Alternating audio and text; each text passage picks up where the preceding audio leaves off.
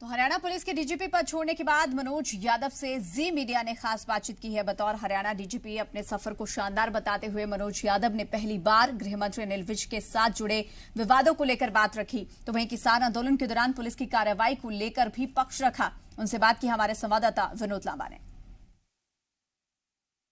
हरियाणा के पूर्व डीजीपी मनोज यादव हमारे साथ हैं। आज अपनी जो बैटन है या कहें अपनी जो कुर्सी है उसको सौंप चुके हैं और उसके बाद ये अनुभव जानना भी बड़ा महत्वपूर्ण है कि उनका पूरा एक्सपीरियंस। सर, आपका पूरा एक्सपीरियंस कैसा रहा? लगातार सर थोड़ा सा इधर धूप से आपका कैसा एक्सपीरियंस रहा? लगातार अब मेरी आपसे बातचीत होती रहती थी।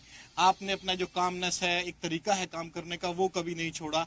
लेकिन बीच में कभी चिट्ठी लीक होती थी, कभी तमाम ये कहें कि कोऑपरेशन नहीं होता था। खट्टे मीठे से रिश्ते नजर आते हैं अगर मीडिया के लिहाज से कहूं तो। मैं देखिए, वो आपका पर्सपेक्टिव है। मेरे लिए तो पूर्ण रूप से बहुत मीठा तजुर्बा रहा। बहुत उपलब्धियों का समय रहा ये 2.5 वर्ष का। चाहे वो संगठित अपराध के विरुद्ध में कार्रवाई हो, इकोनॉमिक ऑफेंडर्स के विरुद्ध कार्रवाई हो, साइबर क्रिमिनल्स के विरुद्ध हो, विदेशों में बैठे हुए गैंगस्टर्स को यहाँ ला के करना हो। कौशल को लाए हम और संदीप को लाए थाईलैंड से। तो इस पूरे दौरान हमें तो उपलब्धियों की तरफ ही मैं देखता हूं अपनी। कोरोना से हम निपटे, पुलिस ने एक अभूतपूर्व भूमिका निभाई। हमारे 50 साथियों ने कुर्बानी दी, लेकिन हरियाणा के लोगों को सुरक्षित रखा। चाहे कंटेनमेंट जोन हो, चाहे ऑक्सीजन की सप्लाई हो, चाहे वो ऑक्सीजन के टैंकर को एस्कॉर्ट करके लाना हो, ग्रीन चैनल बनाना हो, जानें बचानी हो, चाहे रक्तदान करना हो। और इसके बाद हमने ERSS दिया इस कार्यकाल में। मेरे ही समय में ये टेंडर अवार्ड हुआ फरवरी 2020 में। और किसान आंदोलन और कोरोना से बहुत व्यवधान हुए, फिर भी हमने 112 को हमने लॉन्च करके दिखाया और वो बिल्कुल स्मूथली चल रहा है। तो मुझे तो पूरा रहा, ये उपलब्धियों का समय रहा। और कोई ऐसा रास्ता नहीं होता जिसपे थोड़े बहुत पत्थर ना हो, और सफर का मजा भी उसी में होता है। लेकिन सर कहीं ना कहीं तो आप हर्ट हुए होंगे, क्योंकि जिस तरह से सीधे तौर पे जो लेटर मीडिया के संज्ञान में भी आ गया, इनकम्पिटेंट कहा गया, खास तौर से क्योंकि अब आप पोस्ट पे नहीं है, इतने बंदे नहीं हुए हैं। जब तक आप पोस्ट पे थे मैंने भी आपकी तमाम मर्यादाओं को रखते हुए इतने तीखे सवाल नहीं पूछे। लेकिन जो खास तौर से पर्सनल एक अटैक सा हो गया, किसान आंदोलन खाली हरियाणा की समस्या नहीं, पंजाब की भी थी, दिल्ली की भी थी, तमाम अथॉरिटीज उसमें जुड़ी हुई थी। लेकिन उसको लेकर भी और खास तौर से जो पर्सनल अटैक आप पर हुआ वो कहीं ना कहीं हर्ट करता होगा आपको। नहीं, बिल्कुल नहीं। देखिए, मैं आत्मविश्लेषण में विश्वास रखता हूँ और हमारे गृह मंत्री बहुत ईमानदार गृह मंत्री हैं, बहुत कुशल हैं। उनके पास हर जगह से खबर आती है। अगर वो मेरे काम से प्रसन्न नहीं थे तो मुझे लगता है कहीं ना कहीं मेरी कमी रही, काम करने में कमी रही या उस काम को उन तक पहुँचाने में कमी रही। मैं उनको बिल्कुल ब्लेम नहीं करता।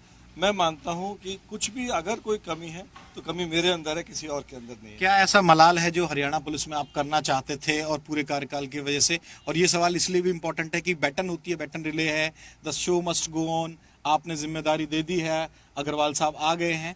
वो कौन सी सीख, वो कौन सा लेसन या वो कौन से काम, आखिरी सवाल है, जो आप नए डीजीपी को सौंप कर जा रहे हैं? देखिए, ये जो कानून व्यवस्था मेंटेन करना बहुत ही दुष्कर कार्य है आज के ज़माने में, क्योंकि तरह तरह के कानून हैं, तरह तरह के संगठन हैं, लोगों को एजिटेशन की टूल किट आ गई है। अब उनको पता है कैसे करना है, कैसे घेरना है व्यवस्था को। तो मैं समझता हूँ पुलिस का काम हमेशा से चुनौतीपूर्ण रहा है, पर आज 24/7 मीडिया कवरेज, हर जगह रिपोर्टर्स हैं, सबके पास मोबाइल फ़ोन कैमरा है। पुलिस का काम बहुत मुश्किल हो गया है। और मैं अपने जो साथी हैं बहुत ही कर्मठ हैं और बहुत तजुर्बेकार हैं और ठंडे आदमी हैं। मुझे पूरा विश्वास है कि जो हमने अच्छी परंपराएं कायम की हैं उनको वो जागृत रखेंगे, उनको निरंतरता से चलाते रहेंगे। और मैं उनको अपनी हार्दिक शुभकामनाएं देता हूं, क्योंकि काम मुश्किल है और इसमें सबको साथ लेके चलना होता है, पूरी टीम को। तो मुझे लगता है कि इस समय कोई मेजर समस्या में छोड़ के नहीं जा रहा हूँ। मेरा प्रयास रहा कि अपने समय में, चाहे वो पेंडिंग प्रमोशंस हों मुलाजमों के, कोई हाई कोर्ट में ऐसा मामला लंबित नहीं है जिसमें पुलिस के ऊपर कोई आंच आ रही हो, तो मैंने कोशिश ये करी कि मैं बिल्कुल क्लीन स्लेट देके जाऊं, कोई ऐसा मैस छोड़ के ना जाऊं जिसमें मेरे बाद में आने वाले को दिक्कत हो। किसान आंदोलन में हरियाणा पुलिस का फेलियर एक बड़ा इशू था। क्या हरियाणा पुलिस कैपेबल है इस पूरी चीज को डील करने के? क्योंकि दो बड़े बॉर्डर आते हैं, टीकरी आते हैं, सिंगू आते हैं, उसका जवाब और उसके अलावा कोई ऐसा इनपुट जो आप तक आपने मीडिया के सामने ना रखा? ये देखिए बहुत चुनौतीपूर्ण समय है, क्योंकि किसान हमारे अन्नदाता हैं और हमारी कोशिश है कि वो उनको जो उनकी एक लेजिटिमेट प्रोटेस्ट है, हमारा एक ही संदेश रहा कि आप कानून के 4 दायरे के अंदर रहिए। उसी ने भी बाध्य किया, क्योंकि बड़े बड़े जो नेता हैं, चाहे सीएम हो, डिप्टी सीएम, उनके प्रोग्राम भी डिस्टर्ब हो गए थे सर। देखिए जब भी उन्होंने डिस्टर्ब किए, हमने कार्रवाई की और मुकदमा दर्ज किया। हम लगातार उनसे संपर्क और संवाद में रहे। हमने कहा कि हम आपके एजिटेशन आपका है, आपका अधिकार है कॉन्स्टिट्यूशन के तहत, मगर कानून के दायरे में रह के करें। जहाँ कानून का दायरा टूटा, चाहे सरसा में, चाहे टोहाना में, चाहे हिसार में, चाहे कैमला में, हमने मुकदमे दर्ज किए और उनके खिलाफ कार्रवाई की। बहुत से मुकदमों में हमने चालान कोर्ट में दिए हैं। तो हमारा मैसेज सभी आंदोलनकारियों को ये है कि आंदोलन करना, विरोध करना आपका जो संवैधानिक अधिकार है, लेकिन इसमें आप कानून की मर्यादा को ना तोड़ें। जब वो तोड़ेंगे तो कानून अपना काम करेगा। साथ में हमने संवेदना के साथ और संवाद के साथ इसको हैंडल करने का प्रयास किया है और मैं समझता हूँ कि हरियाणा पुलिस ये सबसे बड़ा एजुटेशन है पूरे देश के इतिहास में। हरियाणा ने पुलिस ने जिस कर्मठता से, जिस सजगता से और जिस संवेदनशील रूप में इसको हैंडल किया है, वो एक मिसाल है। और हमने हर समय उनके साथ लगातार संवाद रखा। जब वो वहाँ बैठे तो हमने सरकार से रिक्वेस्ट करके वहाँ टॉयलेट्स की व्यवस्था कराई, सफाई की व्यवस्था कराई। तो मुझे बहुत संतोष है कि हमने काम किया है। और कोई सबसे बड़े संतोष की बात यह है कि कई बार जो स्थिति थी वो बहुत कई बार आक्रामक रुख रहा किसान नेताओं का और ऐसा लगा कि वायलेंस अवश्यम भावी है, लेकिन हमारे धैर्य की वजह से वो स्थिति टल गई। तो अभी तक हमने बाय एंड लार्ज देखें तो 99% पीसफुली हैंडल किया है। नई पोस्ट सर अभी ली नहीं है, आज एक दिन की थोड़ी सी लिबर्टी है बीच में। हरियाणा प्रेम कैसा आपका रहेगा? क्योंकि आईबी में जाएंगे, तमाम चीज़ें हैं, देश और विदेश की खतरों और तमाम चीज़ों की बात होगी। हमारी मुलाकातें भी शायद कम हो जाएं। हरियाणा वासियों के और जो हरियाणा पुलिस के तमाम जवान हैं उनके लिए कोई मैसेज? मैं आपके माध्यम से हरियाणा पुलिस के जवानों को बहुत मुबारकबाद देना चाहता हूँ।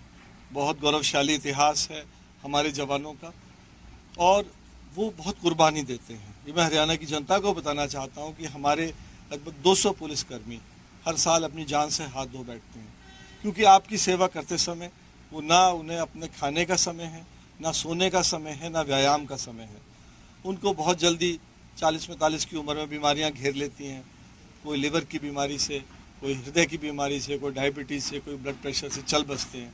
मेरे लिए एक बहुत बड़ी, हर एक पुलिस साथी की मौत एक बहुत बड़ी ट्रेजिडी है। अभी 3 दिन पहले ही 2 साथी सुबह ERSS पे ड्यूटी करते समय अम्बाला में कुछ ले गए। तो जो हमारे पुलिसकर्मी हैं, मैं कहूँगा जान है तो जहान है।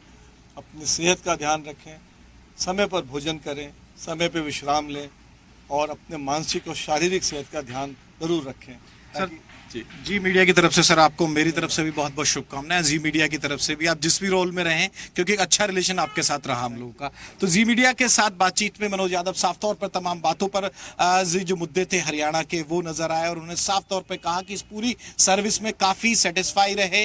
कुछ कमियां रही होंगी अनिल विज को लेकर, उन्होंने बोला कि ऐसा नहीं है, कि विज साहब भी बहुत सुलझे हुए आदमी हैं और तमाम विवादों को पीछे छोड़ते हुए एक IPS अधिकारी, एक सीनियर IPS अधिकारी अब हरियाणा काडर को छोड़कर अपनी नई जिम्मेदारी के लिए दिल्ली का सफर तय करेंगे।